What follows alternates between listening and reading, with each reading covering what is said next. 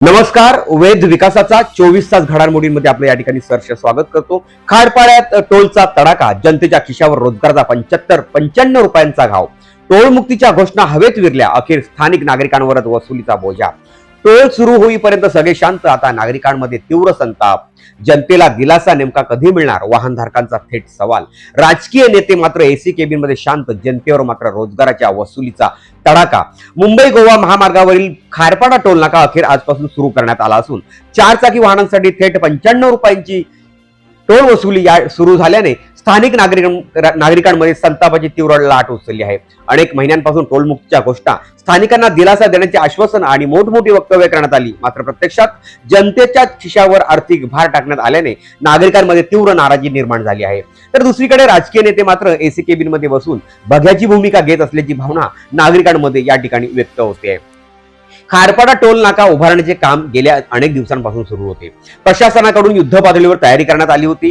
Toll booth उभारण्यात आले, वसुलीची यंत्रणा सज्ज करण्यात आली, पण स्थानिक नागरिकांना टोल मुक्ती मिळावी किंवा विशेष सवलत द्यावी यासाठी कोणतीही ठोस भूमिका समोर आली नाही. उलट टोल सुरू करण्यासाठी ज्या वेगाने हालचाली करण्यात आल्या, त्याच वेगाने जनतेला दिलासा देण्यासाठी प्रयत्न झाले नसल्याची भावना आता नागरिकांमध्ये तीव्र होत आहे.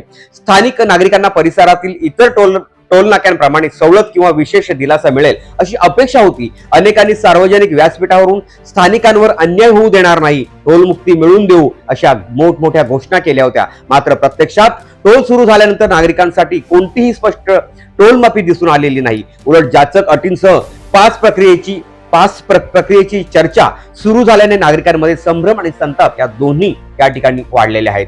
दररोज कामासाठी, शिक्षणासाठी आणि व्यवसायासाठी प्रवास करणाऱ्या हजारो नागरिकांच्या खिशावर आता रोजचा अतिरिक्त आर्थिक भार पडणार आहे. आधीच महागाई, इंधन दरवाढ, वाहतूक कोंडी आणि वाढत्या खर्चाने त्रस्त झालेल्या नागरिकांना आता टोलच्या नावाखाली आणखी झळ बसणार असल्याची भावना व्यक्त होत आहे. सामान्य माणसांनी नेमकं किती भार सहन करायचा, असा सवाल आता वाहनधारक उघडपणे या ठिकाणी विचारू लागलेत. विशेष म्हणजे टोल नाका उभा राहत असताना परिसरात अनेकदा चर्चा रंगल्या, स्थानिकांकडून नाराजी व्यक्त करण्यात आली, विविध स्तरावर आवाज उठवण्यात गेला, मात्र त्यावेळी जनतेला ठोस दिलासा देण्यासाठी प्रभावी हालचाली दिसून आल्या नाहीत. आता टोल वसुली प्रत्यक्ष सुरू झाल्यानंतर नागरिकांचा रोष अधिकच वाढताना दिसत आहे. रोज प्रवास करताना रोज टोल भरायचा आणि त्यावर कोणतीही स्पष्ट सवलत नाही, मग स्थानिकांनी करायचं तरी काय, असा संतप्त सवाल आता सामान्य नागरिक विचारत आहेत. अनेक वाहनधारकांनी यामुळे दैनंदिन खर्चात मोठी वाढ होणार असल्याची प्रतिक्रिया यावेळी व्यक्त करण्यात आली.